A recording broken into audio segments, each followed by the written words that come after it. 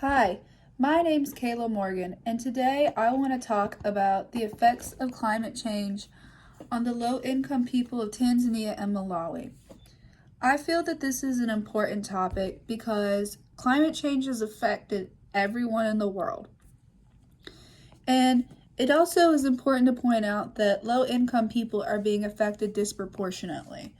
And a lot of people don't want to think about that. So to start off, I want to talk about climate change. Climate change has arguably become one of the most important topics when it comes to politics around the world. While many people want to deny its changes, many aspects of the world are changing.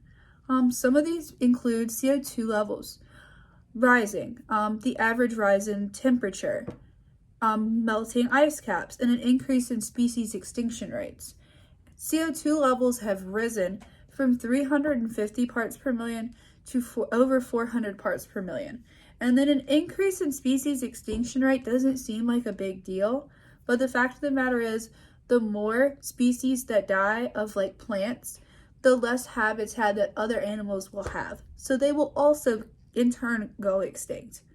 One of the most important things to look at when discussing climate change is how it is affecting weather patterns and the natural cycles throughout the world. So I want to talk about specifically the Indian Ocean dipole because that's a weather cycle very similar to the El Nino and the La Nina. So basically it's when warm water moves from the African coast to the Australian coast and back and forth. And this causes weather on top of the system. So basically it'll cause either droughts on one side or flooding on the other. And so this is also what's causing the Australian bushfires in Australia the past couple of years, how they've been so extreme. So the Indian Ocean dipole has also been very intense the past couple of years because climate change is intensifying its strength, obviously. So what happens is that since the Indian Ocean dipole is making it a drought in Australia, it's flooding right now in Eastern Africa. So I want to talk about specifically the country of Tanzania. So Tanzania is a country located on the Eastern African coast. It's one of the poorest countries in the world, and it also has one of the poorest cities in the world, which is Dar es Salaam. Over 60% of the country depend on living on the water, and so it's extremely affected by flooding. One of the major issues with flooding in Dar es Salaam is that it can negatively impact people's health. So this is an issue because there's more people moving into Dar es Salaam at a higher rate. And so now there's more people moving in and there's a higher level of flooding. So this issue becomes twofold because now there's more people in a smaller confined area, which can affect others' health. And then also the flooding has affected structures and the water quality. When it floods, the water quality will lower, obviously. So another issue that Tanzania faces is that over 60% of the country depend on agriculture to survive. And that's become an issue because rice cultivation has become very big there.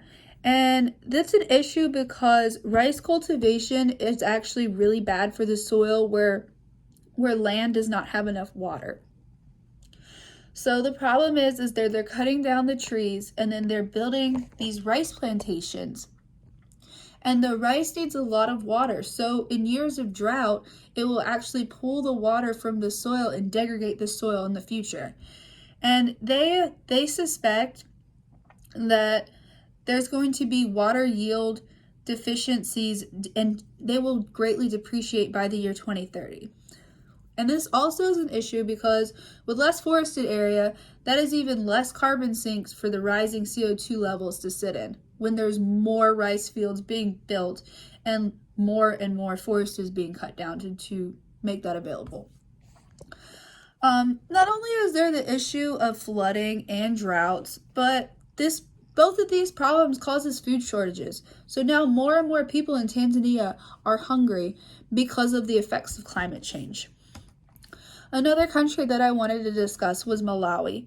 Malawi is located west of Tanzania, and it's also very dependent on its crops. Malawi's largest exports include tobacco, sugar, tea, and uranium.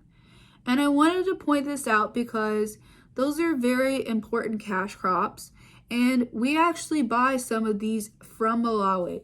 A lot of the places in Africa that we get these crops from are places like Malawi, very low income countries that help support countries like ours. So over 80% of the country is smallholder farmers, and a large food crop to keep them alive is maize. And so they're spending all of their time making export crops for people, and they don't have enough space for their own maize. And an issue with this is that Malawi's also been facing a lot of increase in population, which will also affect them moving to urbanized areas from rural areas. But a large issue they've been facing as farmers from the rural communities is setting up irrigation systems. They just don't have the money to build these systems.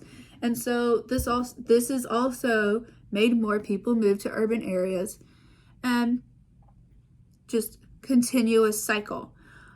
This is a harrowing study that states that if Malawi can't make advances in their crop production or their agricultural production, there will be an average of 21% decrease in the nation's income per person. That's pretty stark considering that most of their income comes from farming. So the reason that they're having so much crop uncertainty is the weather changes each year. This is caused by El Niños and the Indian Ocean dipoles each year. One issue that they had back in 2015 was a super El Nino that year occurred, and it caused over 6.5 million people in the country of Malawi to go hungry because it was such an intense drought. So all the crops that year died. What I want to talk about is how the United States does have a blame for some of these things that they don't want to take the blame for. And it's our action as a country, as a first world country, to help countries like that.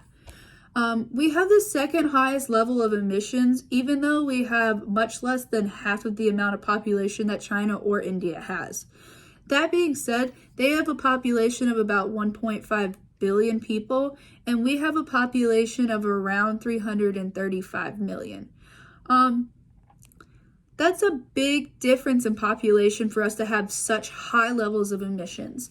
And things like emissions do affect the climate because it's more CO2 and carbon monoxide and all these things getting pumped into the air. We also stepped out of the Paris Climate Agreement, which was very bad for multiple reasons. This was a worldwide agreement to keep the temperatures from rising over 2 degrees in the world. And if that does occur, there will be drastic things that happen, just like in Malawi and Tanzania, will happen all across the world, even in areas like the US. One of the largest reasons we as a nation have made these decisions is because of the politicians that we vote in. As a democracy, we should and can do better. The problem is many Republicans still do not believe that climate change is real. And in the 2016 election year, over $56 million were spent from oil companies to promote Republicans for their campaigning that year. This shows that our politicians are not working for the benefit of the people in the community, or even the world, or climate change, but to see their job as a way to profit from this pollution that they're causing. It's hard to care about countries that we can't physically see, or we will probably never go and visit, but climate change is real and will eventually be creeping up on our doors. It's eventually going to affect everyone in the world, and it's something we should take seriously. One thing we can do as citizens is to tell others and educate others about climate change and its effects.